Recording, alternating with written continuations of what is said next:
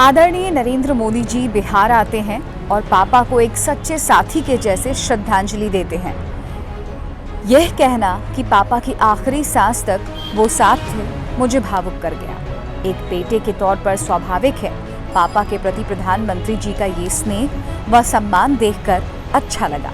प्रधानमंत्री जी का धन्यवाद। जी हाँ, फिर इमोशनल हुए चिराग पासवान।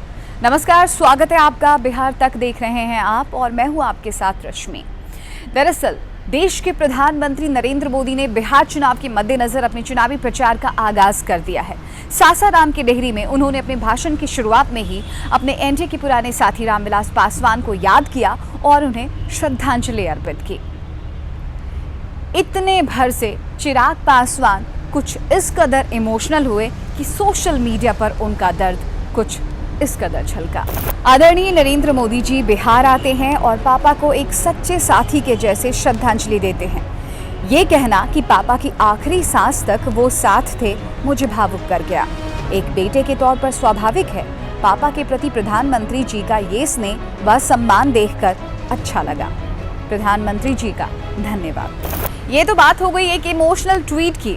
अब देखिए चिराग के इस इमोशनल पॉलिटिक्स में ट्विस्ट कैसे आता है।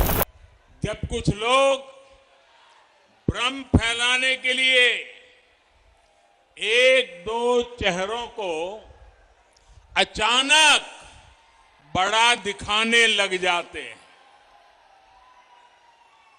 कभी किसी नई शक्ति के उभरने की बातें फैलाई जाती है, लेकिन इसका मतदान पर कोई असर नहीं पड़ता।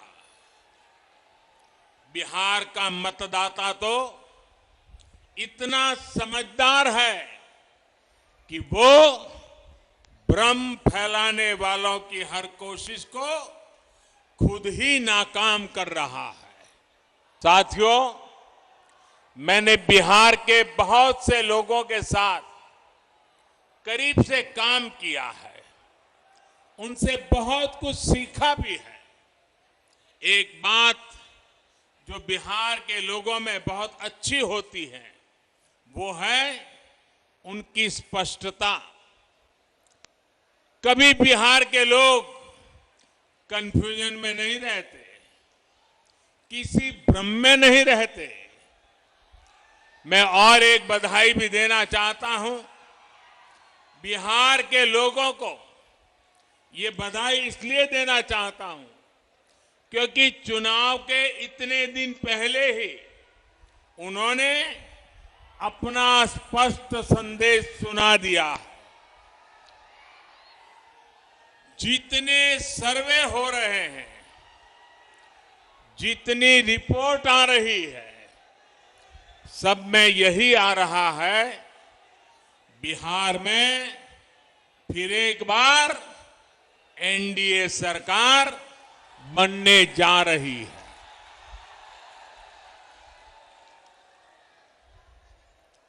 लेकिन मेरे बिहार के प्यारे भाइयों बहनों, हर चुनाव में ऐसा भी होता है जब कुछ लोग भ्रम फैलाने के लिए एक दो चेहरों को अचानक बड़ा दिखाने लग जाते हैं।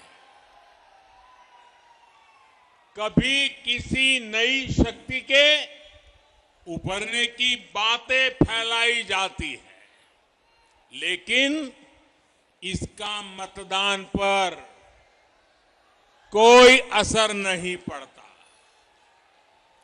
बिहार का मतदाता तो इतना समझदार है कि वो भ्रम फैलाने वालों की हर कोशिश को खुद ही नाकाम कर रहा है। तो क्या इसे ऐसे माना जाए कि अमित शाह, नीतीश कुमार सरीखे नेताओं के समझाने के बाद भी चिराग पासवान नहीं माने, तब बिहार आते ही नरेंद्र मोदी को चिराग पासवान को कुछ इस लहजे में समझाना पड़ गया?